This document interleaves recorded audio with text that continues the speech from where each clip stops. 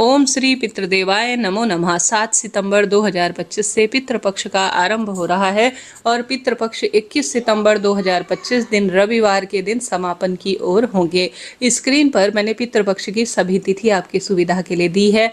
ऐसे में पितृपक्ष के दौरान अपने घर के मंदिर में या किसी भी देवालय में आप पूजा करें या नहीं, यह बड़ा प्रश्न आता है। ध्यान से सुनिएगा। और साथ ही किसी व्रत को आप करते आ रहे हैं तो उसके उद्यापन को आपको करना चाहिए या नहीं, यह भी प्रश्न आता है। और आप क्या करें क्या ना करें इन पितृपक्ष के दौरान, ध्यान से सुनिएगा। बहुत खास जानकारी आपके लिए है। वीडियो के अंत तक आप बने रहेंगे तो यह वीडियो आपके लिए किसी चमत्कार से कम नहीं होगा। ध्यान से सुनिएगा। देखिए, पितर नाराज होते हैं तो दर दर की ठोकरें खानी होती है। कई तरह की शारीरिक, मानसिक, आर्थिक कष्ट पीड़ा से वह गुजरते हैं तो हमें भी वह भुगतना पड़ता है। अधोगति में आपके पितर हैं, उन्हें मोक्ष नहीं मिला है, तो पितृपक्ष के दौरान कुछ कार्य आपको जरूर करने चाहिए। देखिए, शास्त्रों में पितृपक्ष के बारे में वर्णन मिलता है कि इस समय अर्थात 16 दिन पर हमारे पितृ धरती पर विचरण करते हैं किसी न किसी स्वरूप में, और वह हमारे द्वारा किए गए अन्नदान, जलदान, वस्त्रदान, गोदान, भूदान इत्यादि को प्राप्त कर तृप्त होते हैं और अपने लोक की ओर जाते हैं और उनका मोक्ष जो है निश्चित रूप से हो जाता है। ऐसे में 7 सितंबर से 21 सितंबर 2025 के दौरान आपको कुछ श्रेष्ठ कार्य करने हैं। वहीं 21 सितंबर तक आप सभी को कुछ कार्य बिल्कुल भी नहीं करने हैं। वह जरूरी कार्य है, ध्यान से सुनिएगा, कौन से नहीं करने हैं। आपको जो है किसी नए कार्य की शुरुआत, कोई वाहन खरीदना चाहते हैं, कोई गृह प्रवेश है, कोई नए वस्त्र भी, जितना जरूरी हो उतना पहले से खरीद लीजिए। संभव हो तो आज भी बड़े बूढ़े व्यक्ति मानते हैं, परिवारों में मान्यता है कि नए वस्त्र, नई सुहाग की सामग्री इन 16 दिनों में ना खरीदे तो ज़्यादा बढ़िया और श्रेष्ठ रहता है। देखिए, यह दिन पितरों को समर्पित है और कुछ शास्त्रों में नियम भी बताए गए हैं। आप अति आवश्यक होने पर तो देखिए कोई भी कार्य किया जा सकता है, कोई दिक्कत नहीं है। सब पितृ देवता जानते हैं, जैसे कि आप सभी कोई भी नया वस्त्र इत्यादि अति आवश्यक होने की स्थिति में खरीदें, कोई दिक्कत नहीं है। परंतु शास्त्रों में जो नियम कहे गए हैं, अगर उनको जो है आप मान्य कर लेते हैं तो कोई दोष, कोई दिक्कत नहीं। तो आप कुछ चीज़ें पहले से ही प्रबंध कर लीजिए। बहुत अच्छे दिन है। शुरू के 10 जो है दिन तो कम से कम रुक जाइए। शुरू के 5 दिन 7 दिन तो कम से कम आप चीज़ों को लेकर परहेज कीजिएगा। 16 श्राद्धों में कभी भी आपके घर पर जिस दिन श्राद्ध हो या किसी भी स्वरूप में प्याज, लहसुन, उड़द की दाल, तामसिक चीज़ें और साथ के साथ मीठ, मांस, शराब इत्यादि का किसी भी स्वरूप में सेवन नहीं करना चाहिए। इस चीज़ का ध्यान रखें। 16 श्राद्धों में इन चीज़ों का पूर्ण रूप से वर्जित माना जाता है। साथ ही 16 दिनों के श्राद्ध में नाखून काटना, बाल काटना भी वर्जित माना गया है।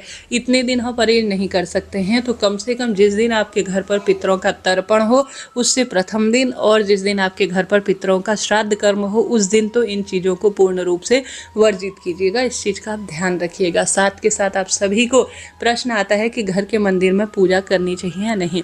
देखिए, घर के मंदिर में पूजा करने में कोई दोष नहीं है। आप सूर्य भगवान को जल जरूर चढ़ाएं, पितृ देवताओं के निमित्त जल जरूर चढ़ाएं, मंदिरों में दर्शन जरूर करें, अपने घर के मंदिर में सभी देवी देवताओं की पूजा जरूर कीजिएगा। यह खाली एक दोष है, एक मिथ्या भ्रांति है। देखिए, घर में जो पूजा पाठ है वह सबसे आवश्यक है, नहीं तो नकारात्मक ऊर्जाओं की हमारे घर परिवार में शक्तियाँ वास करने लगती हैं। तो सकारात्मकता हमारे जीवन पर रहे और सकारात्मक रूप से जीवन चलता रहे। देवी देवताओं को भोग लगाना, पूजा करना, व्रत उपवास कंटिन्यू करना, नए व्रत की कोई भी शुरुआत नहीं करनी है। इस चीज़ का ध्यान रखें। पहले से आप कोई व्रत करते आ रहे हैं और छोटे छोटे से जो कार्य हैं जो अपने घर के मंदिर में आप करते आ रहे हैं, मंत्र जाप, पूजा पाठ, रोज मंदिर जाने का नियम, यह नियमित रूप से आप करते रहें। लंबी यात्रा इत्यादि करने से बचें। अपने घर के आसपास ही मंदिर इत्यादि के दर्शन करें। नहीं तो जो है बहुत बड़े अनुष्ठान इत्यादि कराना, नए व्रत की शुरुआत करना, नए वस्त्र खरीदना, बहुत अधिक उत्सव मनाना इन 16 दिनों में पूर्ण रूप से वर्जित माना गया है। इनको नहीं करना चाहिए। इस चीज़ों को आप ध्यान रखिएगा। देखिए, कहीं सुनी बातें नहीं है, इनका शास्त्रों में जो है प्रमाण मिलता है। इन चीज़ों को आप ध्यान रखेंगे तभी आपका जीवन सार्थक होगा। 16 दिनों में बहुत अधिक जो है घर में म्यूजिक चलाना, बहुत अधिक जो है श्रृंगारित होना, बहुत अधिक चूड़ी, बिंदी, नए वस्त्र इत्यादि पहनना, खूब लाल पीले सिंदूर लगाना, ऐसा सही नहीं माना जाता। यह दिन शांति के होते हैं। पितरों के निमित्त जो है त्याग के होते हैं और पितरों के निमित्त तर्पण के होते हैं, पितरों को याद करने के लिए होते हैं, उनके लिए जो है सुंदर स्वरूप में उनके प्रति हमारी श्रद्धा को प्रकट करने के लिए होते हैं। तो सुहागिन महिलाओं को नई चूड़ी, बिंदी, महावर, बिछिया इत्यादि को जितना संभव हो जो चल रहा है उन्हीं का आप प्रयोग करें, कोई दिक्कत नहीं है। देखिए, श्रृंगार करना तो छोड़ा नहीं जा सकता, आप श्रृंगारित होइए, परंतु साधारण सरल तरीके से बहुत सौम्यता के साथ आप श्रृंगारित हो जाइए, कोई दिक्कत नहीं है। जो चल रहा है उसी का सुंदर प्रयोग करिए और कोई दिक्कत की बात नहीं है। आप जो है नए जो है खूब उत्सव, खूब धूमधाम, हर चीज़ की थोड़ा रुकिए, शांति रखिए। इसके बाद खूब सारे दिन आ रहे हैं उत्सव के, जो है नवरात्रि आएंगी, दिवाली आएगी, हर तीज त्योहार आएगा। हर चीज़ का एक समय होता है, एक प्रावधान शास्त्रों में कहा गया है। उन्हें मानते चलते हुए भी जीवन को बहुत अच्छा बनाया जा सकता है।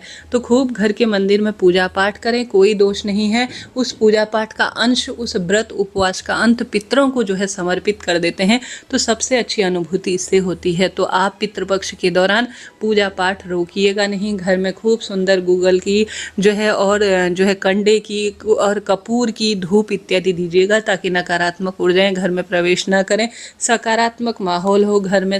खूब मंत्र जाप, मंत्र इत्यादि चलाइए और साथ के साथ सुंदर भाव सच्चे मन से पितरों का भी ध्यान करें। जो भी आप व्रत उपवास कर रहे हैं, जो पूजन कर रहे हैं, उसमें 16 दिनों में पितरों का ध्यान जरूर कीजिएगा कि हे पितृ देवता, जो मैं कार्य कर रही हूँ वह आपको भी समर्पित है, आप इससे तृप्त हो, आप मुक्त हो, अधोगति में हैं। तो यह प्रार्थना करते हुए आप पूजा करें, व्रत उपवास भी करते रहें। परंतु व्रत उपवास का उद्यापन आप साधारण सरल तरीके से कर सकते हैं, कोई दोष नहीं है। आप रुकना चाहते हैं, आप किसी बड़े जो है स्वरूप में, उत्सव के रूप में करना चाहते हैं तो कर सकते हैं, कोई दिक्कत नहीं है जो है। परंतु साधारण सरल तरीके से कीजिएगा। बहुत बड़े उत्सव इत्यादि की इन दिनों रोक होती है, मना होती है, तो आप जो है उद्यापन साधारण सरल तरीके से करने में कोई दोष नहीं है। किसी कार्य की पूर्णता के लिए यह दिन है, कोई दिक्कत नहीं है। बस नए कार्य की शुरुआत, नया व्रत शुरू ना करें।